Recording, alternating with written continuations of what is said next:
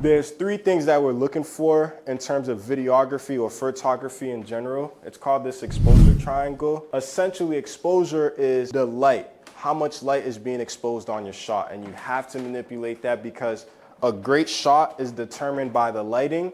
And for like my cameras, they're a lot more forgiving if there's less light, but on an iPhone, it's not that forgiving when there's not a good significant amount of light on the subject.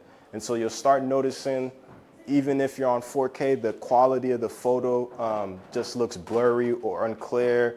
And that's because lighting. So aperture, that's gonna be depth of field. If you take a picture, especially on portrait mode allows you to change your depth of field. What that is what's called bokeh. Bokeh is the blurriness behind the subject. So if you ever took if we have a subject right here, I know you guys can't really see, but let's say I have this water right here and I have my phone right here, it's gonna say get closer, or farther away, whatever it is.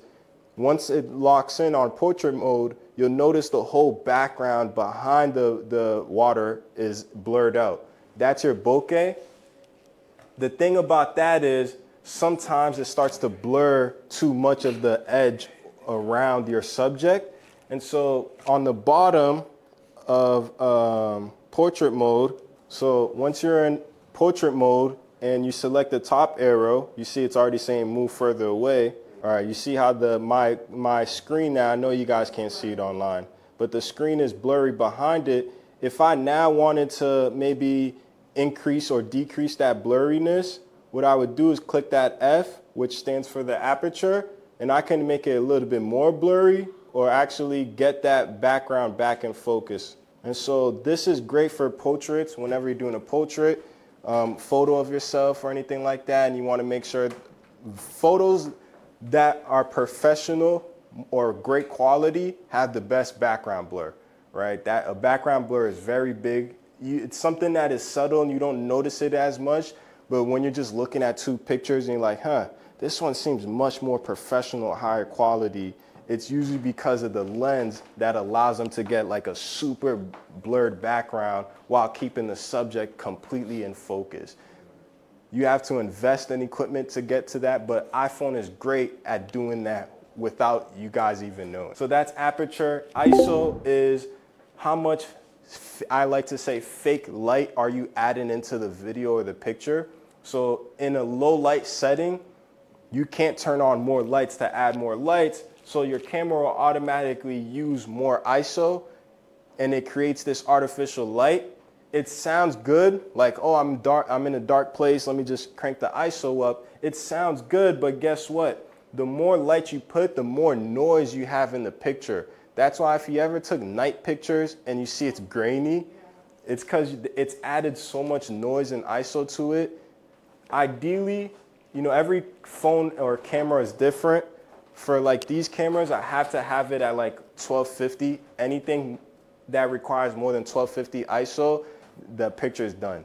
So a great videographer or photographer is going to try to keep the ISO at 200 or less, and that's why they spend so much money on lights. Lights is like so big in cameras and that type of work, because you have no noise and still the optimal lighting that you're looking for. And then shutter speed is if you're shooting a moving subject or if you're shooting something still. If you're shooting something still or your phone is still, you can shoot at a very low shutter speed. You can shoot at a 115, 1.8, 1.4, 1.2. You can shoot at a higher number from shutter speed only if you're still. If your subject is still and your phone is still, and that will allow you to get more light. So it's very weird. I know it's gonna get a little complicated, but you have to manipulate all three of these to get your subject properly exposed. And because of that, it doesn't mean just crank this up. If you're trying to limit your ISO to 200, you're probably gonna have to increase your aperture to get more light or decrease your shutter speed to get more light. But they each have its effect. If you have to sacrifice on depth of field, your aperture, in order to get more light without the ISO, then you're gonna lose that bokeh, that blur. Same thing with your shutter speed.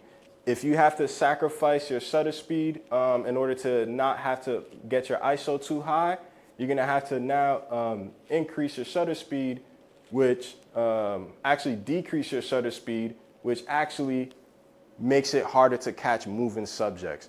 So it will give you more light in your picture or video, but you aren't able to track moving subjects because now you're gonna get that motion blur, right? So your camera automatically manipulates all this for you guys. So it's not something you have to worry about until you get your own camera, but it does manipulate all of this and it's working. You just have to be aware of how much light am I getting so that my camera doesn't have to sacrifice on any of these. Because as soon as it sacrifices on any of these, quality of video and photo starts to go down. Because now decrease shutter speed, now you're gonna get that blur. Same thing with aperture, less bokeh, less blurriness. Now more things are in focus, more ISO, more noise. So lighting, the first investment I'll tell you guys to get, and you can get something like this. It's portable. It has only a 45-minute time span, of course, but once you plug it in, it's good. It's already dead now, but it dies so quickly. How's it even charging? Yeah, I know. And it does require like a 20-volt plug, so you can't even just, it's USB-C, but you can't just plug in like you have to get like a plug that supports fast charging, and then the plug outlet that supports it too, for it to be good. But you can increase and decrease the sensitivity of it. So this one, Small Rig, is a very good brand. These types of portable lights is kind of newer in the market. You can get a cheaper brand to give you a light like this called Newer. Newer is okay, but if you want like that middle tier, Small Rig is good. The highest tier is gonna be a brand called Aperture. But for $200, you'll get this without the soft box. So this is the soft box. This is what softens the light, obviously, instead of having a harsh light. It also spreads the light out more evenly. So that way more light is on the subject, but it does decrease the intensity of the light. You can have the light source, let me point it away, and it's pretty bright, as you can see, for such a small light. You can decrease it. You can also change the color temperature of it. So you can make it super blue, super yellow. So yeah, for $200, you'll get this. You won't get the stand. A stand like this is $40. Also by Small Rig. There's other stands, but again, I've had those other stands you can get on Amazon as a big kit. But here's the thing, those kits on Amazon are gonna give you light bulb LEDs that you can't customize how strong the light is or what color it is. They also break very easily. Once it falls, it's done. And then the output isn't as strong as well, and you can't, you really gotta be in charge of how much output your light is given. And then the stand itself, you can get cheaper stands, but they'll most likely would break. A softbox like that one cost me, I think it was like $50 or $60. And this one's a pretty small softbox, but it's good enough for one person. So if you're shooting yourself and you're at home and you want to set up a place to do talking head videos, having a light, ideally 45 angles from you and 45 angles pointing downwards, will give you what they will call like a Rembrandt triangle on your face. And it's like, what it is just shadow right here, light triangle right here on the opposite side of the light, and then all of this is lit up. The reason why people like this is because it's more cinematic. It's also more natural. If you have a light right here and it's exposing everything, that's a little bit not how we see people in real life. As I'm looking at you guys right now, there's contrast. There's a shadow depending on where the light is pointed. And so we naturally kind of pick up. That's why you'll never see a movie have someone just all well lit up. It's always going to be some contrast, some shadows, and the very good cinematographers know how to manipulate shadows. And so for you guys with your simple talking head videos, get one light stand or light the rings. The ring lights are good too. I do prefer these ones because they're more adjustable. And the ring light, you're limited to the ring or whatever that's on top of the light as the diffuser. Diffuser is how much of the light source can you see on someone's face, right? And so right now, those lights, I can literally see the light on your forehead. If we softened it up a little bit, there would be less harsh reflective light on your face, and it'll be more spread out. So that's why I recommend something more like this as a starting point with a good softbox. There's also the black hexagon grid that also helps diffuse more of the lighting. For these settings here, like I said, the iPhone automatically is doing this for you, but you get a good light so that way it doesn't have to sacrifice any of these. On here, you're gonna go to camera, you're gonna change this record video to 4K. You could do 60 frames per second, you could do 30, you could do 24. The difference is literally a video is capturing pictures every second. It's very old school. So what this means is every second, 24 pictures are being taken. So now when you're editing the video, you only limited with 24 pictures, which is why you can't get slow motion out of it, because if you're fast moving and you're going boom, there's not enough pictures in between of your step to slow-mo it down, right? And so 60 frames per second, which was like a big leap for phones, like when they came out with this, it was like, what? We can possibly do slow motion at 4K quality. So 60 frames gives you 60 photos in 1 second that you can now cut to or slow down. Again, it'll show you the size of the file here. So yes, 4K is the highest resolution. 60 frames is the biggest file you're gonna get, but it gives you that smooth. Films are actually 24 frames per second because it says that we naturally see at 24 frames per second. So our eyes are seeing 24 photos per second. We don't really see this. You will see it when I slow down the video for you, but our eyes don't do that. And so movies are always filmed at 24 frames per second to give it more of that natural look. It also gives it a blur, right? Because there's less frames per second, there's a little bit of a motion blur that we kind of see right now with my hands. If there was 60 frames, there'd be less of a blur following or trace with my hand. So you'd see more of my hand per second. This right here is the slow motion. That's why you see 240 frames per second. iPhones do have that feature to shoot slow motion, but not at 4K, only at 1080p. So keep that in mind. But if you ever want to shoot slow motion, just make sure this is at 240. You can also go 120. 120 is more than enough.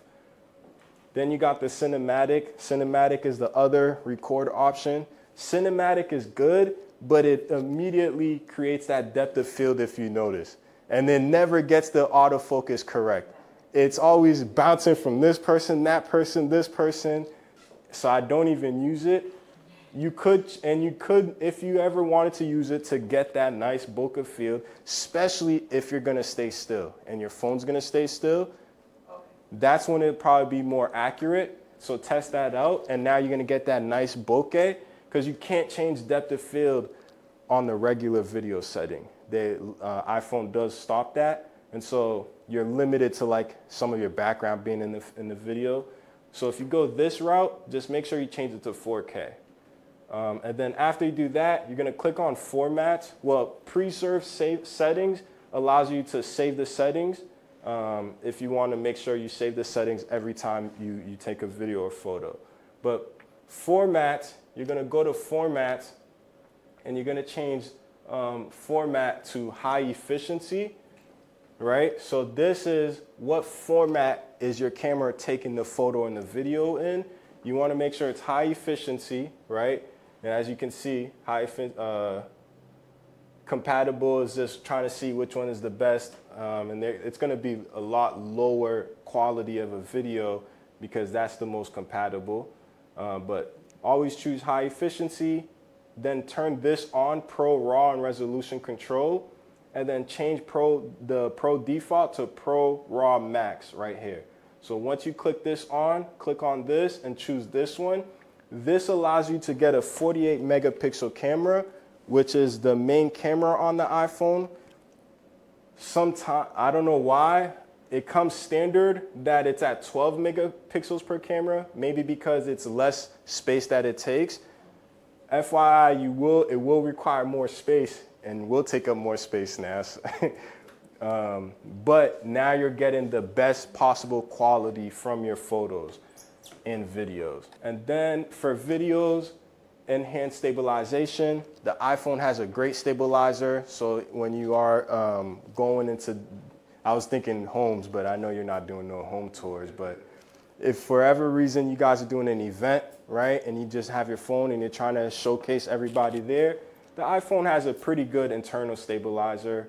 I would say have this off because this is saying you're going to decrease stabilization to help with the poor lighting.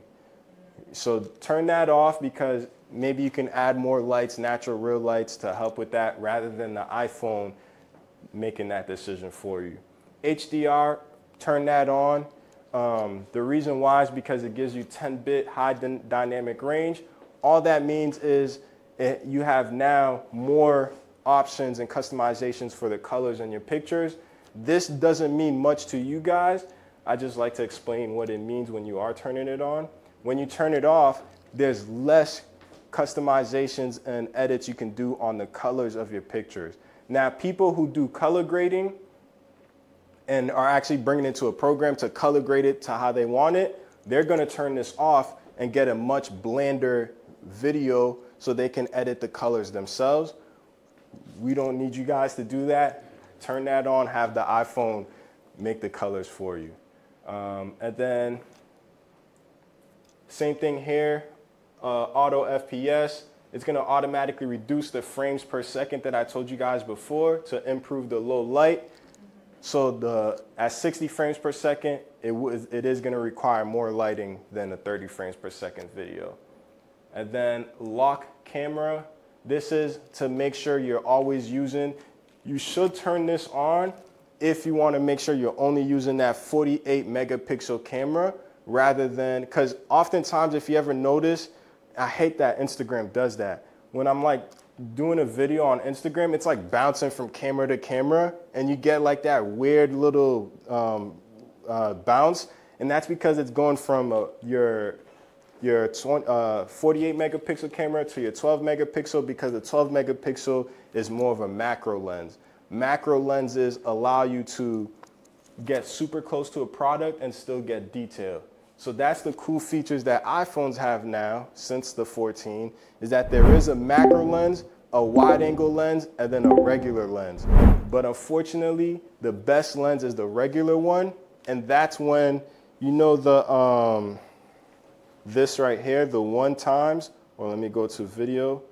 This right here, 1x, that's when you're using your 48 megapixel camera. As soon as you increase it, you are now using your macro camera, which has a less megapixels, which is why you have less quality on your pictures that are zoomed in. It's not because you're not allowed to, like on these cameras, I can zoom in, it doesn't reduce the quality. But on the phone, it does because it's using a different camera now altogether. Same with the wide angle. The wide angle is a different camera. It's less noticeable if things are less quality in a wide angle because everything's in focus. But in a macro, you instantly see, damn, that wasn't a good camera. That must have been a phone camera. So definitely be wary about using your macro or zooming in. Try to get closer before you zoom in. So locking this camera will make it so when you're recording a video, it doesn't automatically switch to the other cameras. Locking the white balance. These are orange lights in here. So automatically our videos, again, iPhone is gonna automatically adjust the color temperature of everything based on that. But the problem is when I go here, because of the sunlight, which is blue and that tint, it's one color temperature. As soon as I go here, everything starts changing to a different, and it just becomes kind of a mess. So if you wanna lock it, you can lock the white balance, you can set it to one particular area, lock it, and now the whole rest of the video will always be that same color temperature. Lastly, composition, turn on your grid. This will be found back in your camera settings. turn on your grid. This gives you that the box. So you see I have the grid here, it gives me the 3x3 box. That helps you with composition, making sure things you want in focus are in focus. You know, as you get better and better, composition really does mean a lot. It's something that I'm still learning, but knowing where to place the subject to tell the story and also not be too busy on the eyes is so big. But for us, simple talking head video and it's a real format, just make sure you're centered. You know what I mean? Level, when you turn on the level, you'll see now a line in the middle that kind of tells you, hold on, if I'm leveled. So that way you're not like recording it here and you don't know, it'll tell you once you're even. And so you want to make sure it's lined up. All right. And so as far as upgrading your gear goes, like I mentioned, of course you can get, you know, some vlog cameras. There's some Sony vlog cameras. This one is actually a very good Sony vlog camera, and it's a very good vlog camera. The reason why is because it's very simple to use, very easy to use, but you're getting 4K. You're getting 4K at 30 frames per second. So you can't do slow motion at 4K, but you could do slow motion at 1080p. And then on top of that, it's definitely not even just good enough. At 4K and posting the video on an Instagram page, you won't notice the difference between this camera and that camera, which that camera is a much bigger lens. You won't notice the difference. In fact, there's sometimes you won't even notice the difference between an iPhone and this camera and that camera because of the lighting and because when you're viewing it on your phone, the video is so small on your phone that you can't see the quality differences. Me, I edit on the TV like this, so like I see everything. You know, I can see like, oh damn, this wasn't good. But for most part, on our phones, you're gonna be saved. But you could invest in a camera like this eventually. You could get some lenses for that camera or for this camera. So if you're like, hey, I don't want to use, I use a lot of macro shots for maybe for products. I know you guys here in this room don't need it, but if for whatever reason you needed more macro shots or more wide angle shots, but you don't want to sacrifice the megapixel or the quality of the camera, you can get lenses that attach to your phone that allow you to use the same 48 megapixel camera, but now in a macro setting, and you're still getting the most quality from your phone. There's other accessories like a cage. You can get a cage if you do a lot of videos for events and you want more stability. You can get a cage that allows you to hold the phone much more easier. There's also microphones like this one that I have. So I have some accessories here. So there's a light like this, small rig, very easy. This one cost, I think, $40, 40 to 50, I forget exactly. Again, I really like small rig, but this one allows you to adjust the intensity as well as the color temperature, similar to the other one that I showed you guys. But this is very good if you have a product or something you just want to highlight real quick. I already showed you guys the tripod, the stand, the light stand. This could also be used as a tripod. You just got to get an accessory that allows this adapter. So you'll get an adapter that holds your phone, and then you twist it onto this. Most light stands or light rings come with one of those phone tripod things. You could use that if you already have a light stand. Then I have my Rode microphones. These are definitely great for picking up audio for your talking heads. iPhone, you could record the audio straight from the iPhone, but it's gonna pick up more noise. Something like this attached to a lavalier mic like this one is gonna make sure most of the audio being picked up is coming from the lavalier versus the background and stuff like that. So definitely invest in a mic. Something like this is portable. It does cost more, but you can, if you're trying to save money, this one, I think it comes with 2 mics plus a receiver for I think like $200. But you can also just buy the lavalier mic, which just connects regularly like this. So as long as you have an adapter on your iPhone to accept MP3 audio jacks, you can use a lavalier mic, which for only like $15, $20, and now you got pristine quality audio. And so that's audio, lights I already mentioned, and then eventually, if you find yourself buying equipment and gear, I would recommend hiring a professional. So that way you can get the most quality. And so you guys are not spending time, you know. Part of this is making it easy for you guys so you don't have to spend time and trying to figure things out and learn a whole new craft or things like that. If for whatever reason you guys ever had a product, know that you can now take a picture of the product like this right here, right? I bought this from a hairstylist that I used to go to. She makes these and sells them. You can actually take a picture of this and tell ChatGPT to create a whole new product label, right? You can actually have ChatGPT take this and actually make an advertisement out of it, right? Even your logo, reimagining your logo.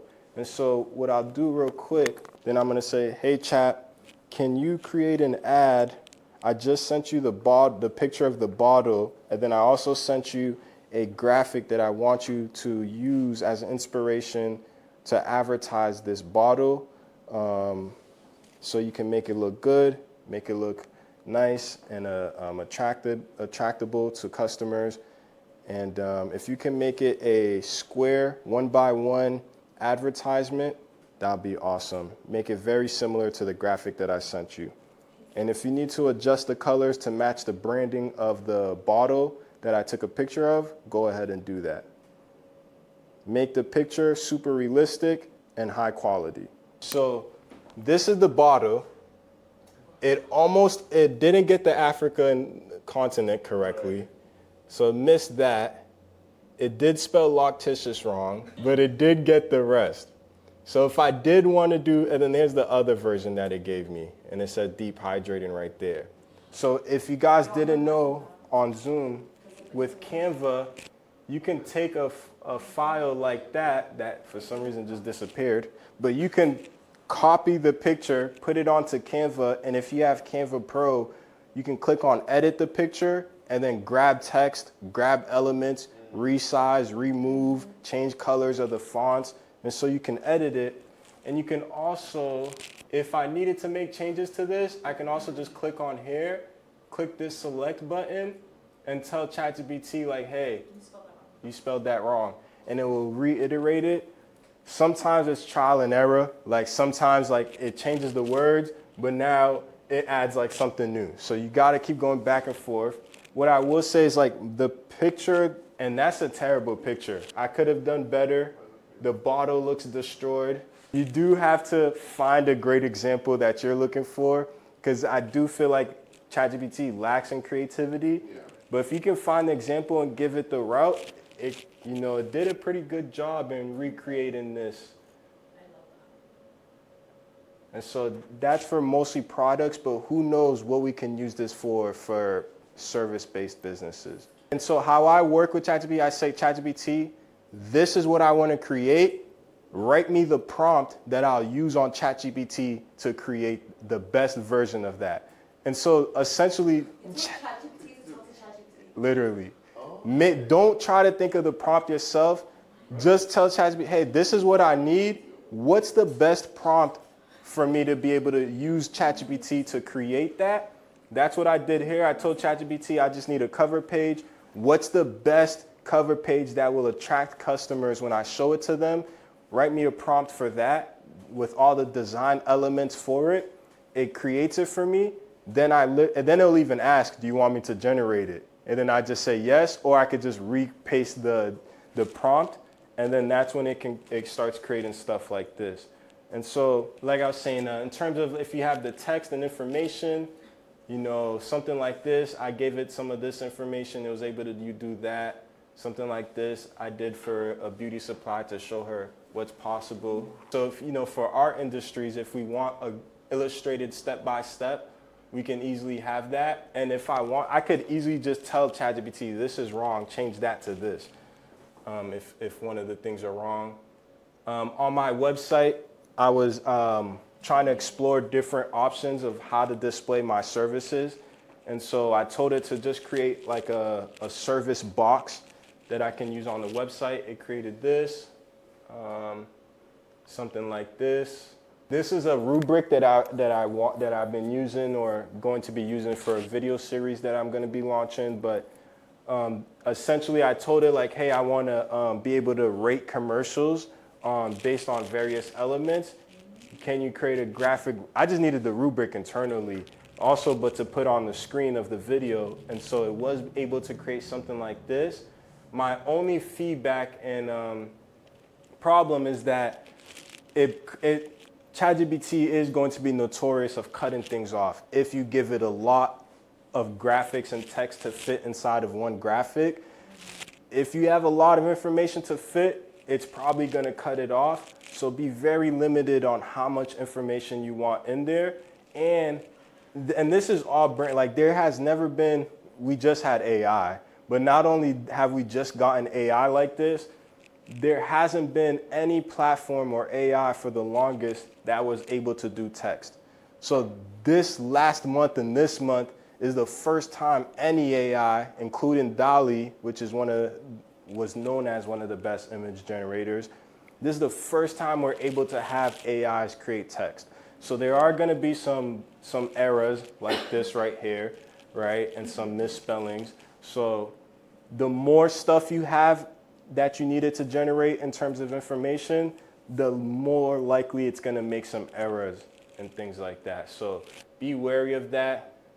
This is one of a video that I made for a customer. It's so funny because like this is technically like this is the background of the video. This is her, but not her. So similar to how it messed up yeah, she is blonde. She was wearing this. She was wearing that, but that's not her face. This was a flyer for this workshop. I just gave it the information. It was able to create the flyer.